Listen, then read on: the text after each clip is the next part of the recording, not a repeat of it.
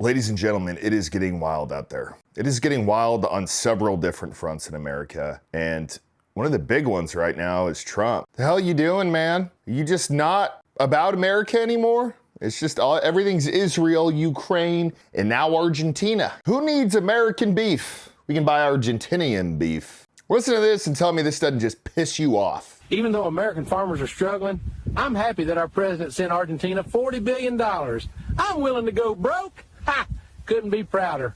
What a time to be alive. Say to U.S. farmers who feel that the deal is benefiting Argentina more than... Just so everybody knows, Trump gave Argentina $40 billion because apparently they're struggling a ton, and vowed that we would buy a fuckload more of their beef. You know how much that would help our farmers here? They're not doing good. They're struggling like crazy. And you gave Argentina $40 billion. And listen to this jackass's response. It is them, as they are a top... Argentina's fighting for its life.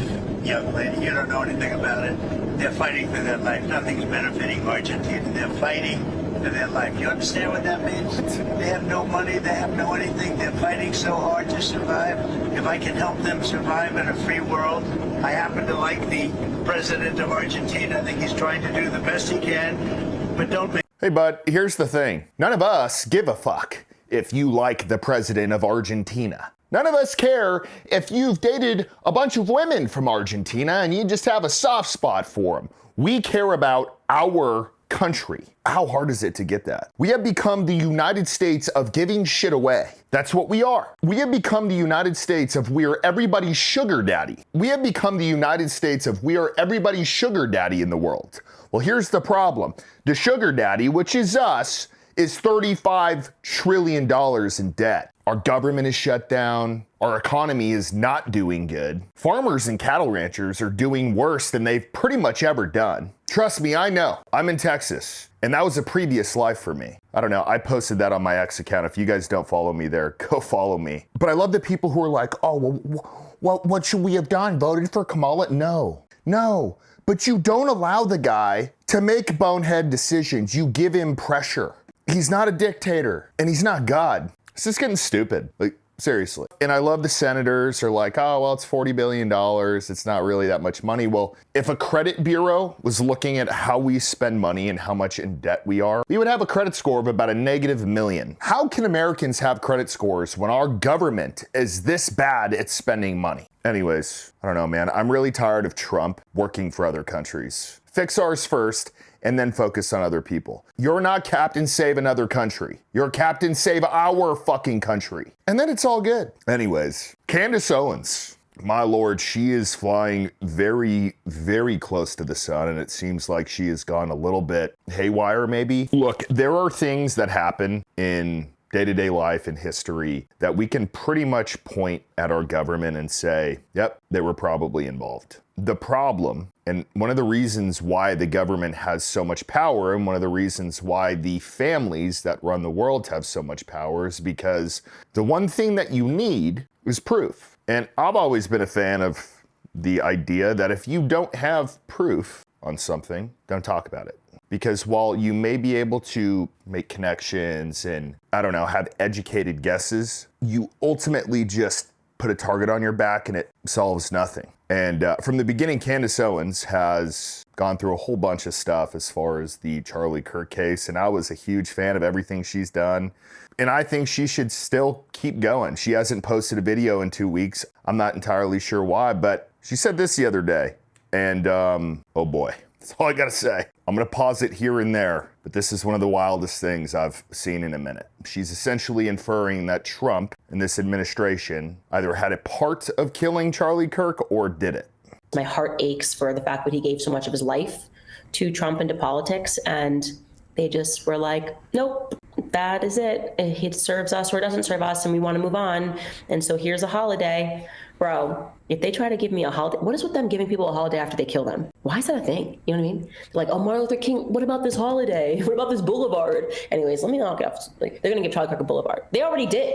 They did in Israel. They gave him freaking boulevard. It's like, as soon as they give you a boulevard and a holiday, they definitely killed you. Okay, there's no question. They killed you. There's no way. That's like their signature thing. It's like that's what they do.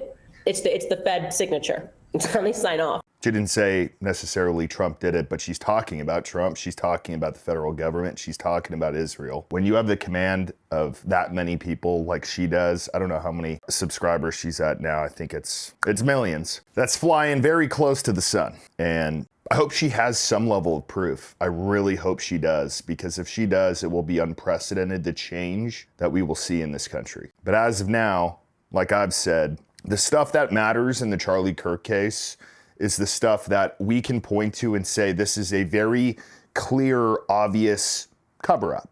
The fact that there is no footage of Tyler Robinson anywhere except for like at a gas station hundreds of miles away. A little video of him running that's super blurry. Nothing else. Nothing else. The question about the gun, the 30-06.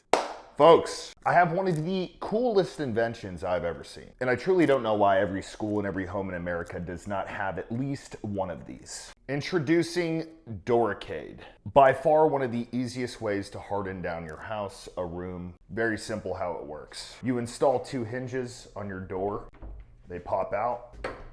They got 2 extra hinges on top to secure it in place. And it is going nowhere. They have literally tested these things with battering rams and they could not get through them. And they come prepared with a battering ram that, remember, you can buy online. So here we go. Let's see how the Doricade holds up to this thing. So I'm gonna get in and I'm just gonna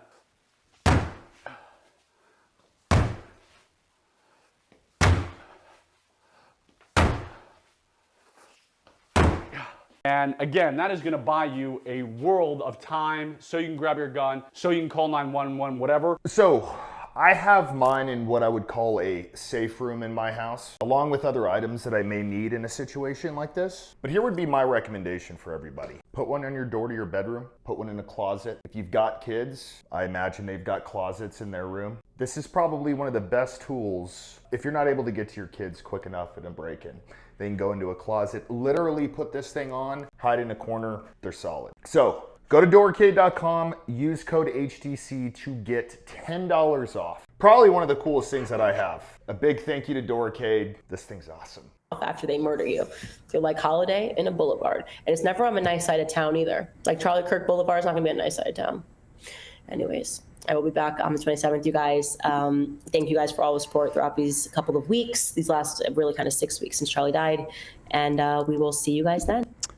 Well, let me first be tactful here and tell you that outrageous claims, and this is an outrageous claim, require outrageous evidence. So this is what Crowder said. You can watch this clip and draw one of 2 conclusions. Erica Kirk is evil and conspired with the Trump administration to kill her husband, or real Candace Owens is a miserable, you get it.